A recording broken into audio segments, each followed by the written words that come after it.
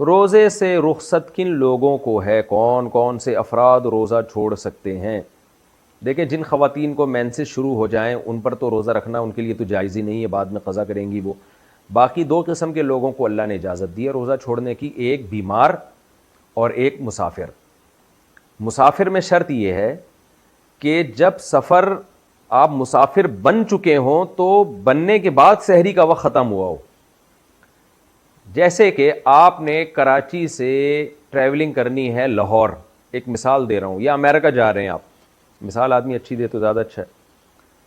جب بھیجنا ہی آپ کو فری میں ہی بھیج رہے ہیں نا، تو امریکہ ہی بھیج دیں سیدھا، یا بلکہ مکہ مدینہ بھیج دیں، وہ زیادہ اچھا ہے۔ آپ مکہ جا رہے ہیں کراچی سے، تو کراچی ایئرپورٹ پہ آپ بیٹھے ہوئے ہیں اور سحری کا وقت ختم ہو گیا، تو آپ کے لیے روزہ چھوڑنا جائز نہیں ہے، اس لیے کہ جب سحری کا وقت ختم ہوا ہے، آپ روزے کے ٹائم پہ جب داخل ہوئے ہیں تو اس وقت آپ مسافر بنے نہیں تھے، اس لیے اس وقت آپ روزہ نہیں چھوڑ سکتے، آپ کو روزہ رکھنا پڑے گا، جہاز میں کمپلیٹ کرنا پڑے گا اس روزے کو۔ لیکن جہاز اڑ چکا تھا، کراچی چھوڑ چکا ہے اور کراچی کی حدود سے نکل چکا ہے، اس دوران سحری کا وقت ختم ہو گیا، اب آپ مسافر بن چکے ہیں، تو یہ سحری کا وقت جو ختم ہو رہا ہے سفر کی حالت میں ہو رہا ہے، اس سفر میں آپ روزہ چھوڑ سکتے ہیں، آپ رکھ بھی سکتے ہیں، رکھنا زیادہ بہتر ہے، اور چھوڑ بھی سکتے ہیں آپ۔ تو پھر جو ہے آپ یعنی مقصد یہ ہے کہ سفر سے یہ والا سفر مراد ہے۔ پھر جب آپ کہیں جا کے اسٹے کریں گے سفر میں، اور آپ ٹریولنگ کر رہے ہیں، کم از کم 78 کلومیٹر دور جا رہے ہیں، آپ اپنے شہر کے مضافات سے بھی باہر 78 کلومیٹر دور جا رہے ہیں، تو اتنے لمبے سفر میں جب سحری کا وقت ختم ہوگا تو آپ روزہ چھوڑ سکتے ہیں، اور وہاں پہنچنے کے بعد اگر کسی شہر میں جب تک آپ 15 دن کے اسٹے کی نیت نہیں کرتے آپ کے لیے روزہ چھوڑنا جائز ہے۔ جہاں شہر میں آپ نے 15 دن کے اسٹے کی نیت کر لی تو پھر آپ روزہ نہیں چھوڑ سکتے۔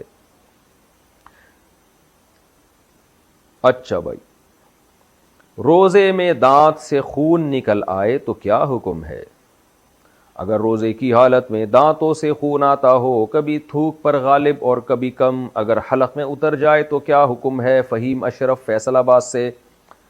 اگر خون آپ کا دانتوں سے نکلا اور وہ تھوک پہ غالب نہیں ہے، یعنی کم خون ہے، کم خون کی علامت یہ کہ آپ نے جب تھوک پھینکا تو اس میں سرخی کم ہے، تھوک غالب ہے، تو ایسے تھوک کو نگلنے سے روزہ نہیں ٹوٹتا۔